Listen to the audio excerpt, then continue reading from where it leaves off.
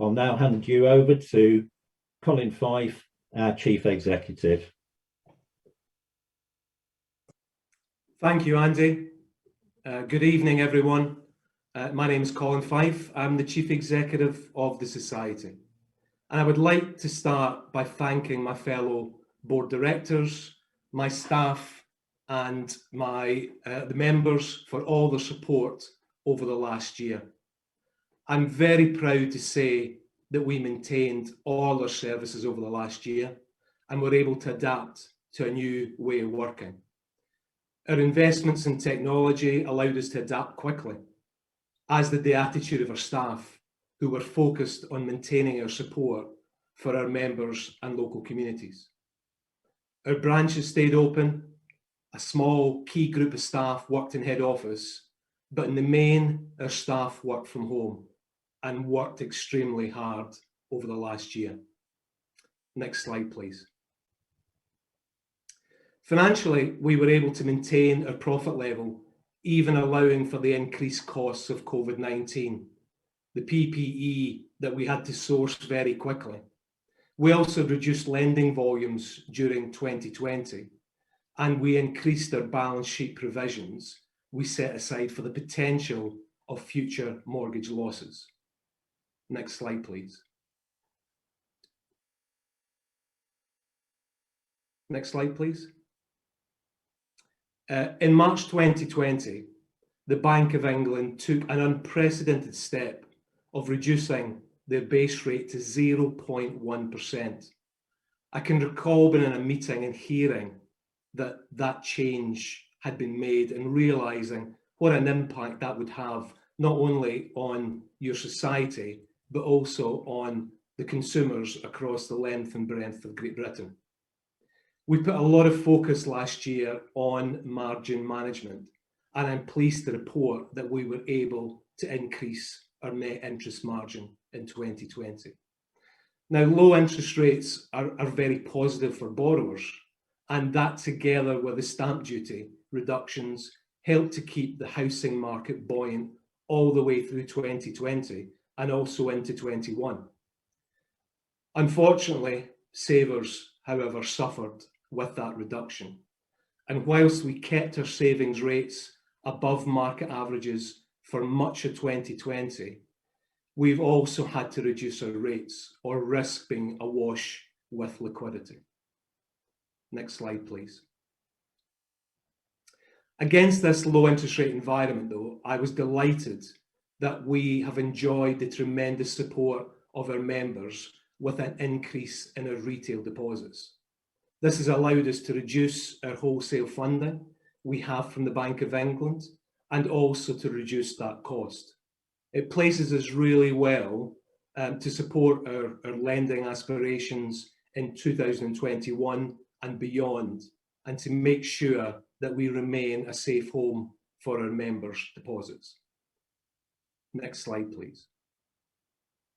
Ultimately, however, the financial strength of our building society and any bank and building society comes from its capital position, the foundations of the business, what keeps it strong in the good times and the not so good times.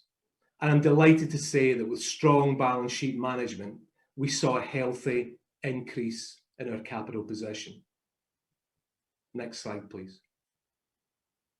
However, moving away from the financials, our society is here for the benefit of our members and for our local communities. We did not let COVID stop this focus, and we found new ways to help. So together with the 4 other Leicestershire building societies, we captured the spirit of mutual organisations by joining together to provide funds for Leicestershire Cares, who shared that amongst 5 different local charities. We were also a founder member and sponsor of Project R in Rugby, which, in collaboration with the Rotary, we found innovative ways to bring local businesses and local charities together to network and to start to work together to get through the pandemic. We continued our local focus with our hospices, and your voting for this AGM has raised £2,000 for a Hinckley food bank and £2,000 for a rugby food bank. Our staff conducted over 2,500 safe and well calls to our members, just to let them know that we were thinking of them and that we cared. If there was one action that over the last year summed up the spirit of Hinckley and Rugby, that was it. Our volunteering also increased by 25% on the previous year, as our staff found new ways to help, new ways to use a screen, new ways to get into schools and charities. And from the start of the pandemic, I'm really proud to say that we recruited 31 staff to join the society, to strengthen the organisation and to grow our staff base. That was a great opportunity to provide 31 employment opportunities for our local community. Next slide, please. A key focus of the year was supporting members who had been financially impacted by COVID and needed a break from making their monthly mortgage payments. Around 10% of our mortgage members, that's about 600 members, applied, and we quickly assembled a team to support this work. We offered payment breaks up to 6 months in duration, which provided comfort at an uncertain and equally stressful time. And I'm really pleased to say that this work was a huge success, and we now have approximately only 15 members out of that 600 who are still requiring the need for a payment break. Next slide, please.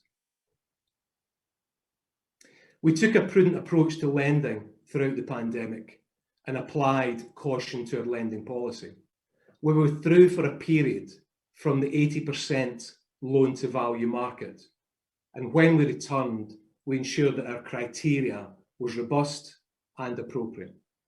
We launched a new self-build product during the year, which proved really popular as more and more people decided that they wanted to build their dream home. And we continue to look for areas of the market which allows our strong underwriting skills to be fully utilised. Next slide, please. Having successfully navigated the COVID crisis, having strengthened the society as a result, we've started 2021 very strongly, and we're in good shape to deliver on our plans this year. We're also in good shape to look forward and make the right investments in our business. Our branches are the cornerstone of our business. On the high streets of Leicestershire and Warwickshire, we are fully committed to maintaining our presence while others are slowly moving away. Our members' needs are also developing, and they wish to interact with the society at a time, at a place, and in a way that suits them. Therefore, this year, we will embark on a digital strategy that will support our existing and future members. Importantly, this will be in addition to our existing services rather in replacement for our existing services. Our members visiting our branches will shortly receive a letter outlining our post-COVID opening times. We plan to close earlier in the afternoon so that our staff can take private appointments late in the day. They can develop the digital services, and importantly, so that our staff can be more proactive and engaged in our local community. We've recruited more staff, and we've promoted others in our branch network to make this happen. It's an exciting year ahead, and one we will approach with the same spirit that your society has shown all the way throughout 22 and plans to continue. Thank you very much for listening, and I'll now pass you back to our chairman for the questions and answers.